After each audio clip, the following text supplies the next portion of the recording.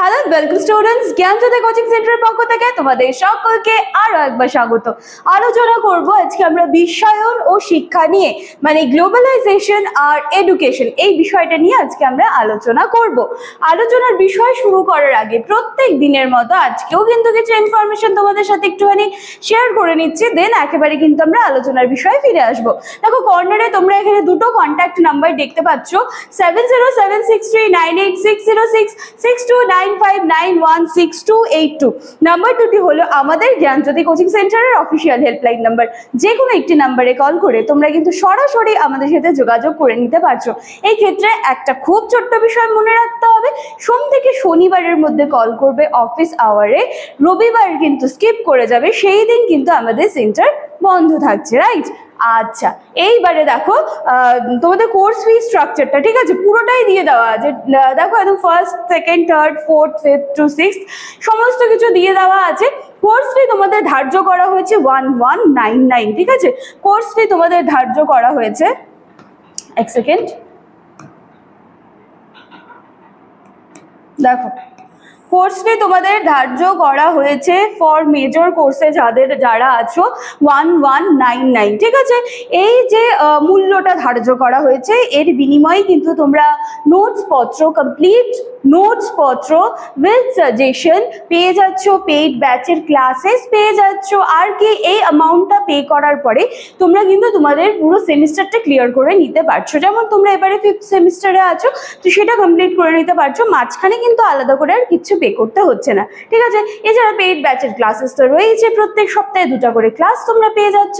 তো চলো, এই ছিল আমার পুরো ডিটেলস, যেটা তোমাদের সাথে আমি প্রত্যেকদিন শেয়ার করে থাকি। এইবারে চলো আমরা একটু বিশ্বায়ন নিয়ে আলোচনা করি। বিশ্বায়ন ও শিক্ষা কি এই বিষয়টা দেখো, কি বলা হচ্ছে, বিশ্বায়ন বা গ্লোবালাইজেশন। এটা একটা প্রসেস যেখানে বিশ্বব্যাপী দেশগুলির অর্থনীতি, সমাজ, সংস্কৃতি, রাজনীতি, প্রযুক্তি একে অপরের সাথে ঘনিষ্ঠভাবে যুক্ত করা যায়। এই যে বিশ্বায়ন, এই বিষয়টার সাথে কিন্তু তোমাদের অনেকের কনফিউশন। কেমন কনফিউশন? বিশ্ব উষ্ণায়ন আর বিশ্বায়ন, এই দুটাকে তোমরা কিন্তু গুলিয়ে ফেলো। বিশ্ব উষ্ণায়ন তো একদমই আলাদা কনসেপ্ট হয়ে গেল, আর বিশ্বায়ন হয়ে গেল আলাদা কনসেপ্ট। বিশ্ব উষ্ণায়ন পরিবেশের সাথে রিলেটেড, আর বিশ্ব উষ্ণায়ন কি, সরি বিশ্বায়ন কি?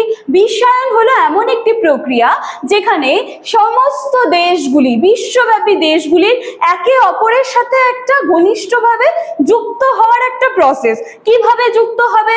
অর্থনীতি, সমাজ, সংস্কৃতি, রাজনীতি, প্রযুক্তি, এই যে একে অপরের সাথে কিন্তু ঘনিষ্ঠ হচ্ছে, বা এইভাবে তারা একে অপরের সাথে কিন্তু কানেক্ট করতে পারছে।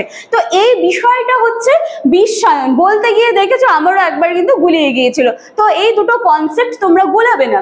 আচ্ছা, এটি মূলত তথ্য প্রযুক্তি, পরিবহন ও যোগাযোগ ব্যবস্থার উন্নতির ফলে সম্ভব হয়েছে। বিশ্বায়নের কারণে বিশ্বের যে কোনো প্রান্তে ঘটে যাওয়া অল্প সময়ে অন্য অঞ্চলের প্রভাব কিন্তু ফেলতে শুরু করে, ঠিক আছে? এই বিষয়টার সাথে আমরা ভীষণভাবে কিন্তু জড়িয়ে গেছি। আমি যখন একটু পরে তোমাদেরকে এক্সাম্পলস গুলো দেবো, তখন কিন্তু তোমাদের পুরো কনসেপ্ট ক্লিয়ার হয়ে যাবে।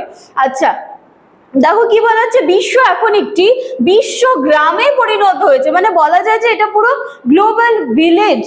আচ্ছা, বিশ্বায়নের মাধ্যমে আন্তর্জাতিক বাণিজ্য বৃদ্ধি পেয়েছে, মানে ইন্টারন্যাশনালি আমাদের যে বিজনেস রয়েছে এই দেশের সাথে অন্য দেশের, সেই ব্যাপারটা বৃদ্ধি পেয়েছে। উন্নত ও উন্নয়নশীল দেশগুলির মধ্যে সম্পর্ক গভীর হয়েছে। আর কি, পুঁজিবাদী অর্থনীতির কিন্তু বিস্তার ঘটেছে, ঠিক আছে? বহুজাতিক কোম্পানিগুলি বিভিন্ন দেশে তাদের ব্যবসা কিন্তু তারা এখন স্প্রেড করতে পারছে।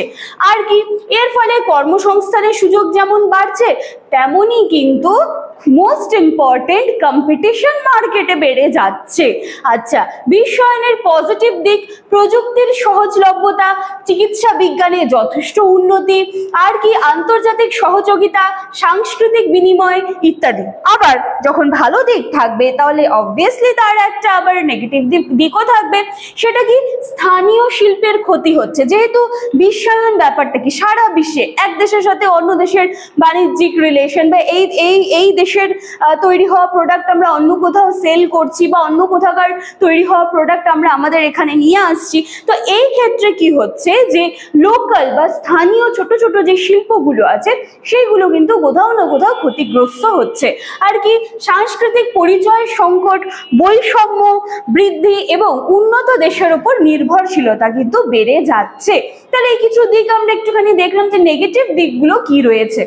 আচ্ছা, এইবারে দেখো ভারতে বিশ্বায়নের উদাহরণ কি। এই জায়গাটা দেখো, এটা দেখলে তোমরা বুঝতে পারবে।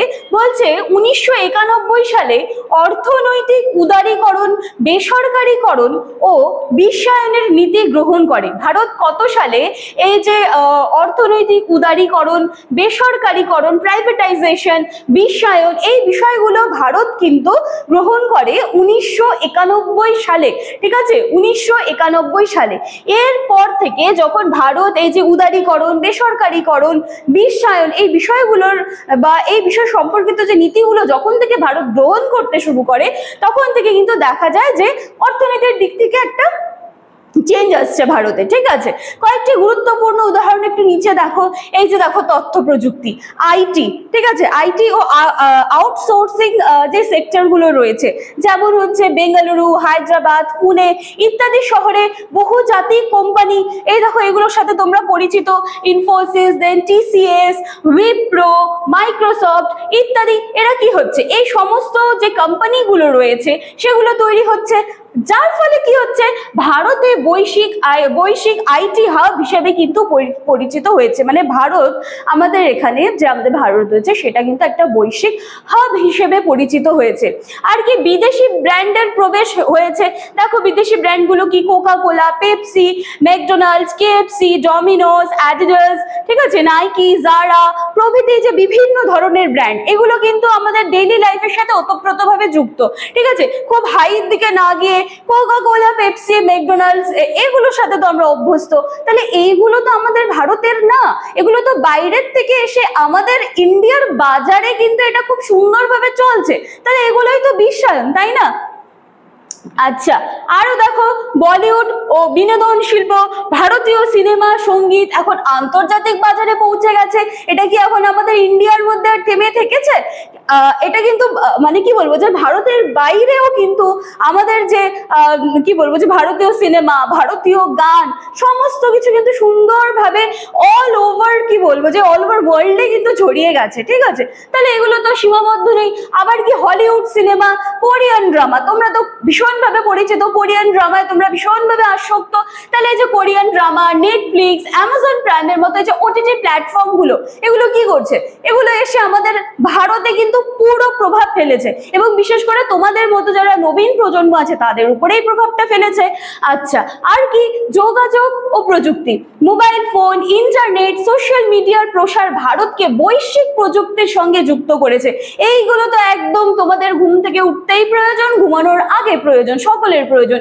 ফেসবুক, হোয়াটসঅ্যাপ, ইনস্টাগ্রাম, ইউটিউব প্রভৃতি প্ল্যাটফর্ম, এগুলো কি, এগুলো তো এখন আমাদের জীবনের দৈনন্দিন অংশ হয়ে গেছে। তাহলে কি হচ্ছে, ভারত কি বলা হচ্ছে, ভারত বৈশ্বিক প্রযুক্তির সঙ্গে নিজেকে কানেক্ট করতে পারছে সমস্ত দিক থেকে।